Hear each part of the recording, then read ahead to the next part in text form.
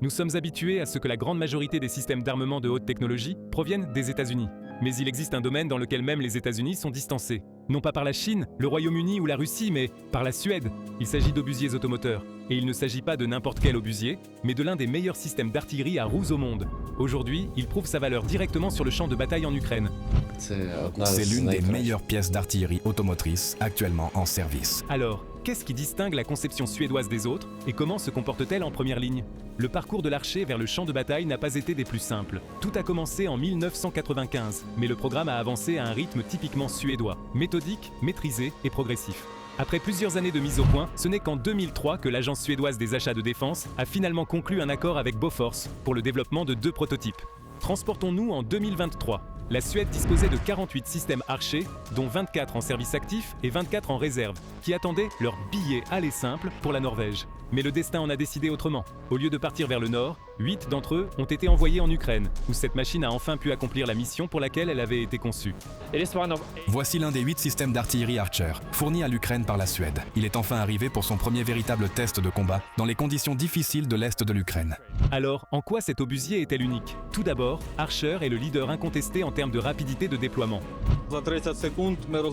En seulement 30 secondes, nous nous déployons, ouvrons le feu, et 30 secondes plus tard, nous sommes déjà repliés et en mouvement. Imaginez une machine de 30 tonnes capable de s'arrêter n'importe où, de tirer ses coups et de disparaître en moins d'une minute. Un véritable cauchemar pour l'ennemi. Attrapez-moi si vous pouvez. Deuxièmement, tout repose sur l'automatisation. L'Archer a été conçu comme le premier système d'artillerie entièrement automatisé au monde. L'équipage n'intervient que pour recharger. Après avoir chargé les obus, nous partons, et la machine fait tout le reste toute seule. On ne sort pas du véhicule. Pendant le trajet, on reçoit des infos sur la cible. En approchant de la position de tir, nous fixons la cible, et dans les 10 secondes suivant notre arrivée, le système se déploie. Encore 5 secondes pour le réglage, et nous sommes prêts à ouvrir le feu. À ce rythme, la prochaine génération d'Archer pourrait même se passer d'équipage, sauf pour le ravitaillement en carburant. Troisièmement, l'équipage reste en sécurité à l'intérieur de la cabine blindée, même au plus fort des combats. L'équipage n'a jamais besoin de quitter la cabine blindée. Les obus sont préchargés dans un magasin, tout comme les balles dans un fusil. De plus, il faut parfois frapper une cible instantanément, avant que l'ennemi n'ait le temps de réagir. C'est précisément là qu'Archer excelle. L'Archer n'est pas seulement rapide, il est aussi intelligent. Il dispose d'une fonction intégrée permettant de tirer 4 obus selon des trajectoires différentes, qui atteignent leur cible simultanément. Grâce à ce logiciel, nous pouvons programmer le système de manière à ce que les 4 obus suivent des trajectoires différentes, tout en atteignant la cible au même moment. Un tel niveau de précision place l'Archer nettement en tête de la plupart des obusiers automoteurs dans le monde. Il établit la référence de l'artillerie moderne. Son prédécesseur, le légendaire Paladin. Ces 2 véhicules remplissent des fonctions différentes, mais présentent certaines similitudes, notamment en matière de protection de l'équipage. Le blindage du Paladin protège son équipage des tirs ennemis, et le M109 Paladin est réputé pour être l'un des systèmes d'artillerie les plus confortables, avec chauffage et climatisation à bord pour les missions de longue durée. Mais au final, ils ont été conçus pour des missions différentes. Le Paladin privilégie la puissance de feu brut, tandis que l'Archer est un outil chirurgical destiné aux frappes de haute précision. Il y avait des jours où nous avions à peine le temps de recharger avant de repartir immédiatement au combat. Quel est le maximum que tu as tiré en une journée? Mon record personnel? 192 obus. Autre différence majeure, le Paladin est un système chenillé, tandis que l'Archer repose sur un châssis à roues. Cela modifie profondément leur emploi au combat. Et voici un rebondissement. L'Archer pourrait bientôt remplacer le M109 au sein de l'armée américaine. Depuis de nombreuses années, l'armée américaine cherche un remplaçant au M109, qui est en service depuis 1963. Leur dernière tentative, le XM1299, dans le cadre du programme ERCA, n'a pas abouti, ce qui les a conduits à rechercher des solutions déjà disponibles. Et aujourd'hui, l'Archer, un obusier auquel personne ne prêtait vraiment attention il y a encore quelques années, s'impose soudain comme un candidat de premier plan, une véritable histoire d'outsider. Et contrairement à ses concurrents, il dispose d'une véritable expérience de combat. Ça mérite bien un like, non? Mais même l'Archer a rencontré certaines difficultés en Ukraine. Et le problème ne vient pas de la machine elle-même, il vient des personnes. La formation pour l'exploiter est extrêmement exigeante. Nous nous sommes entraînés en Suède pendant 2 mois, sans aucun jour de repos. C'était très intense, mais nous avions d'excellents instructeurs et traducteurs. Nous avons eu de la chance avec l'équipe. Réveil à 6 heures, petit déjeuner à 7 heures, puis l'entraînement, camouflage, conduite, tir, maintenance. Ce qu'ils nous ont appris en 1 mois et demi prend normalement 6 à 10 mois. D'un côté, cela signifie que l'Ukraine dispose désormais de personnel d'artillerie hautement qualifié, mais de l'autre, ils sont peu nombreux. Si une seule équipe est indisponible pour cause de maladie ou de réaffectation, cela peut avoir des répercussions sur les missions. Il en va de même pour la maintenance. Moins il y a de personnes qui savent comment entretenir Archer, plus il est difficile de le maintenir en état de fonctionnement. Jusqu'à présent, aucune panne n'a été signalée, mais l'entretien à long terme reste une inconnue.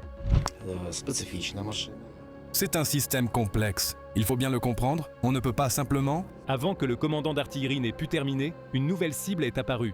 Et il devait s'agir d'un objectif important, car Archer tirait moins souvent en raison d'une pénurie de munitions. Étant donné que sa spécialité est la neutralisation de l'artillerie ennemie, cette cible valait clairement le tir. Alors, à quel point la situation des munitions est-elle grave? Critique. Il n'y a pas assez d'obus. Et si l'aide occidentale continue à ce rythme, combien de temps l'Archer pourra-t-il rester en action? Le travail ne manque pas pour l'Archer. Mais en termes de tir, nous arrivons à court. Donc vous tirez moins? Oui, nous priorisons désormais uniquement les cibles les plus importantes. Archer détruit le canon ennemi et change immédiatement de position de tir. Au moment où l'obus atteint sa cible, l'obusier suédois est déjà en mouvement, peut-être même en train de recevoir la confirmation de l'impact d'une position plus sûre. Et soyons honnêtes, il ne rate jamais. Mais l'Ukraine ne compte pas uniquement sur Archer. Si vous voulez voir comment les Ukrainiens utilisent les armes occidentales contre la Russie, n'oubliez pas de vous abonner. En parlant de poids lourds, l'Ukraine travaille actuellement sur son propre obusier de type Archer. Découvrez Bogdana, un autre système automoteur qui fait forte impression sur le front. La Bogdana est un bon obusier, mais celui-ci est clairement d'un autre niveau. Si tu tirais, je ne sais pas, d'un 2CS1 ou de Bogdana, serait-ce plus difficile de toucher la cible par rapport à l'Amstabé?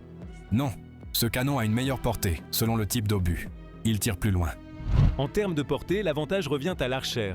Il tire d'environ 10 km plus loin que la Bogdana, ce qui fait une réelle différence dans les duels d'artillerie.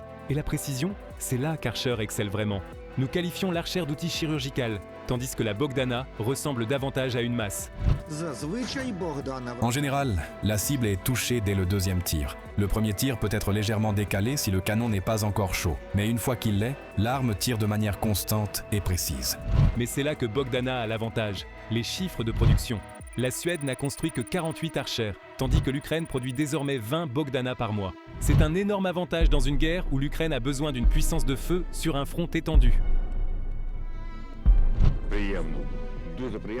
C'est formidable de voir notre pays enfin produire des armes de ce niveau. Cela nous donne les moyens nécessaires pour mener correctement nos combats. Il est fort probable que ces deux obusiers opèrent côte à côte au sein de la 45e brigade d'artillerie, là où les Archers ont été déployés. Cette brigade a parcouru un long chemin depuis 2022.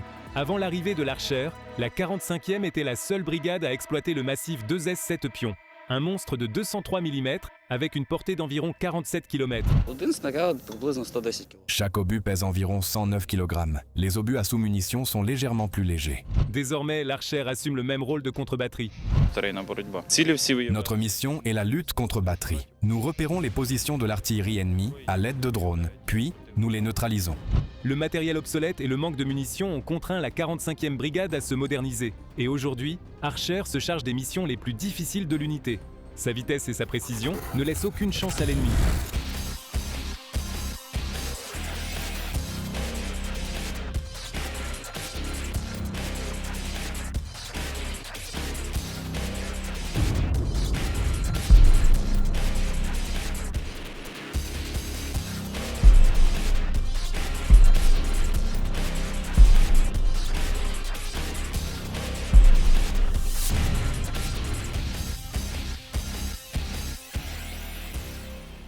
Je pense qu'ils n'en sont pas particulièrement ravis. Alors, que peut opposer la Russie à l'Archer? Leur Pion ou la MSTAS, l'obusier automoteur le plus répandu de la Russie. Ces deux systèmes se sont affrontés à de nombreuses reprises dans le Donbass, mais le combat n'a jamais été équitable. Prenez un char T-72, équipez-le d'un gros canon, et vous obtenez ceci, l'obusier automoteur russe. Sa portée maximale n'est que d'environ 25 km, loin derrière celle de l'Archer, ce qui fait de la MSTAS une cible relativement facile. Et voici une autre cible parfaite pour l'Archer. 3 obusiers soviétiques, D-20 alignés, comme des quilles de bowling. Un travail pour le système de conduite de tir automatisé de l'Archer. 3 obus, 3 coups au but. Quelques minutes plus tard, les pertes russes ont encore augmenté. Une fois que l'Archer a pris une cible en visée, la probabilité de toucher approche les 100%. Alors, quelle conclusion en tirer? Archer surpasse la plupart des obusiers automoteurs en termes de portée, de vitesse, de mobilité et d'automatisation. Il s'agit sans conteste de l'une des meilleures pièces d'artillerie au monde, voire la meilleure. Son seul point faible, le nombre d'unités produites. Avec seulement 48 exemplaires existants, Archer n'est pas encore prêt à devenir une puissance mondiale en matière d'artillerie. Mais nous suivrons son évolution de près et bien sûr nous continuerons à faire des vidéos à son sujet. Et maintenant, qu'en pensez-vous? Selon vous, quel obusier pourrait surpasser l'Archer à l'avenir? Mesta? Bogdana? Peut-être le RCH 155 allemand, dont nous parlerons dans une prochaine vidéo? Dites-nous votre choix dans les commentaires.